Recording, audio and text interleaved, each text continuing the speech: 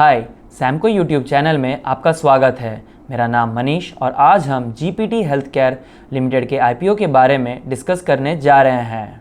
1989 में स्थापित ये हेल्थ केयर कंपनी एक mid sized full service ILS hospital chain को ईस्टर्न इंडिया में सॉल्ट लेक, अगरतला, दमदम और हावड़ा में ऑपरेट कर रही है।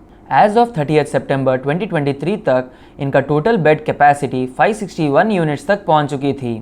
टोटली 1902 वर्किंग पर्सोनल, जिनमें 91 full time consultants, 481 visiting consultants, supporting staff and कई सारे एडमिन के मदद से हॉस्पिटल्स, डायग्नोस्टिक्स और फार्मेसीज को ऑपरेट कर रहे हैं। और तो और ये secondary and tertiary care services जैसे internal medicine, surgery, cardiology, nephrology जैसे सर्विसेज पर ज़्यादा फोकस करते हैं। आईपीओ के डिटेल्स, ये इश्यू 22 फरवरी से लेकर 26 फरवरी तक खुला रहेगा। फेस वैल्यू 10 रुपीज़ पर शेयर, प्राइस बैंड 177 रुपीज़ से लेकर 186 rupees, lot size 80 shares, issue size 525 crores, out of which fresh issue 40 crores and the balance 485 crores is offer for sale. Objects of the issue, fresh issue से raise किया हुआ पैसों से ये लगभग 30 करोड़ तक अपने लोन्स को क्लियर करने के लिए इस्तेमाल करना चाहती है और बाकी जनरल कॉर्पोरेट पर्पसेस के लिए। कंपनी के कुछ रिस्क, कंपनी सारे हॉस्पिटल्स ईस्टर्न इंडिया में एस्टैब्लिश किया है। वहाँ का पॉलिटिकल इंस्टेबिलिटी या नेचुरल कैलामिटीज़ के वजह से इनका ऑपरेशंस पर इफेक्ट हो सकता है।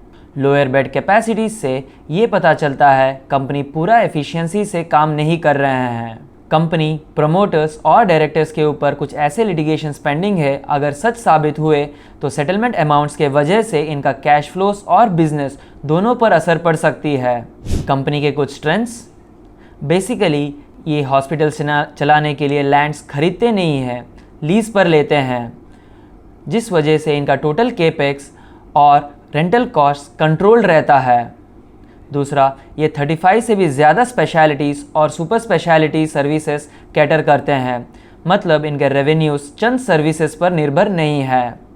कंपनी देश के कोने कोने से टैलेंटेड डॉक्टर्स, नर्सेस और कंसल्टेंट्स को हायर करके ट्रेन करती है, जिससे वो अपने सर्विसेज और बेहतर तरीके से डिलीवर कर पाते हैं। कंपनी के financials, revenue from operations for the financial year 23 stood at 361 crores, EBITDA 80 crores, PAT 39 crores, ROC 26%, ROE 23.6%.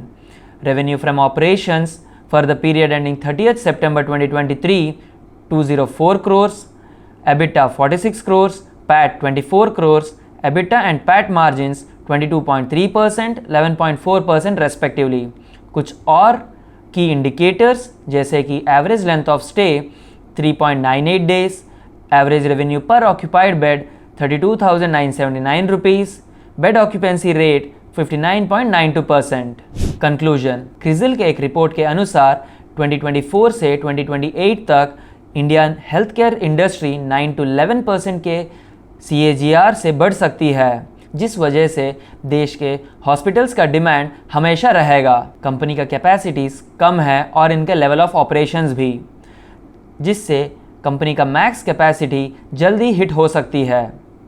अगर इसे बढ़ाना है तो कंपनी को केपेक्स इनकर करना पड़ेगा, जिस वजह से इनका बॉटम लाइन पर दबाव पड़ेगा। लो bed occupancy rate, lower revenue पर बेड, कंपनी के फिनेंशियल्स, बिजनेस आउटलुक को देखकर 38 टाइम्स अर्निंग्स वैल्यूएशंस सही लग रहा है, लेकिन कंपनी के एग्जिस्टिंग शेयर होल्डर्स का एग्जिट और भी बेटर लिस्टेड कंपनीज का अवेलेबिलिटी के वजह से हम इस आईपीओ को अवॉइड करने का सलाह दे रहे हैं। लिस्टिंग के बाद कंपनी के परफॉर्मेंस देखकर इन्वेस्टर्स एक फ़ैसला ले सकते हैं। अगर ये वीडियो पसंद आया तो प्लीज़ लाइक और शेयर करें।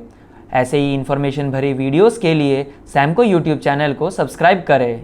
Thank you. Samco trading app, आप ही के ट्रेडिंग का अनदेखा सच। Investments and securities market are subject to market risks. Read all the related documents carefully before investing.